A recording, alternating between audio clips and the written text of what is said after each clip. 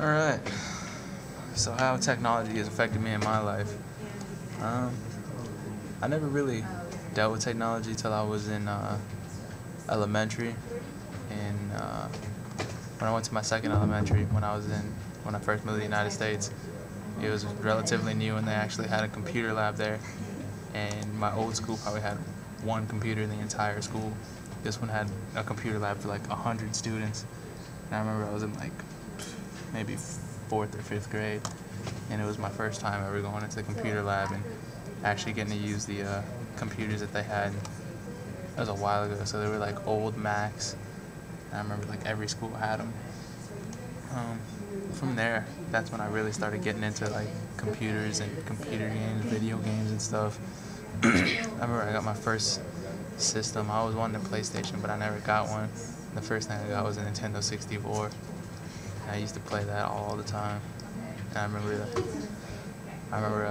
we used to always play GoldenEye, and we played GoldenEye forever. That was like everybody's big thing.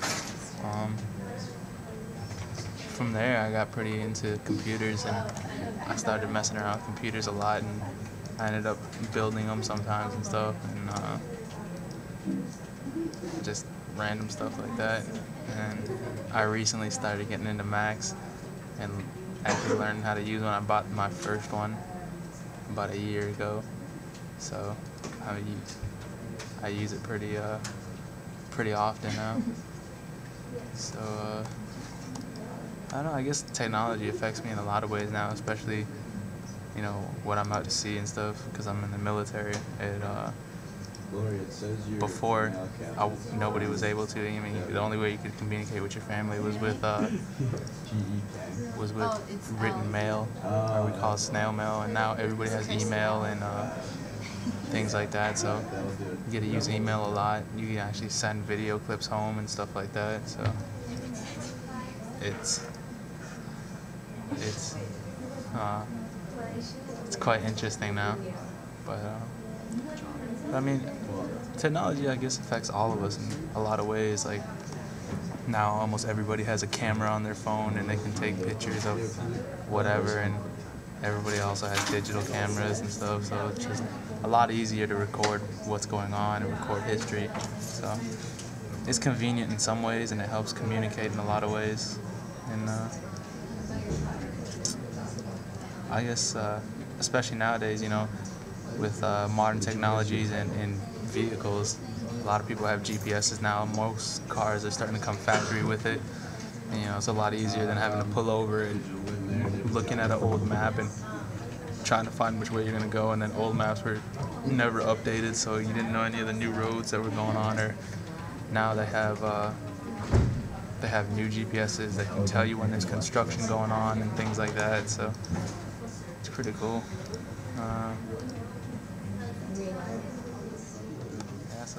So in the Navy, on your ship,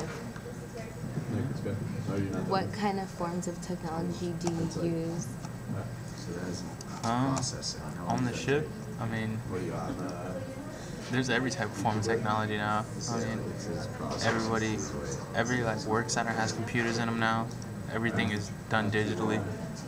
Every time we get new inventories in, we don't do them handwritten anymore. It's all typed up. Everything is done with barcodes, and I mean, everything is digital. Even our uniforms are have a digital imprint in them. What is that? Can you explain that? No. You can't? Mm-mm. Well, what can you explain? Just I mean, everything that we use is so much more modern now. All of our weapons and all of our. I mean, when you compare it to what they used in the 1950s and before that, what kind of things were extremely different? I mean, there was no real communication with home. I mean, if you wrote a letter, it'd take them probably about a month to get it, and by the time you get a letter back, it'd be another 2-3 weeks. So, I mean, now we have email, so we can instantly communicate with people. So, I mean, a lot of people think it's rough, but if you compare it to how it was before, it's not actually that bad. And so I understand that you're not allowed to use Facebook and social networking sites on the ship. That's correct. It's all just part of operational security. You can't give away position of where you're at or where you're operating. So social websites are completely out. Anything where you would leave like a blog or anything like that, you can't use. And all of that's continuously monitored. Not even by the ship, it's continuously monitored by the government in Washington, D.C. And if they notice anything wrong, they shut it down immediately. And then you get in trouble. Okay, well, I think that's about it. Thank you. You're welcome.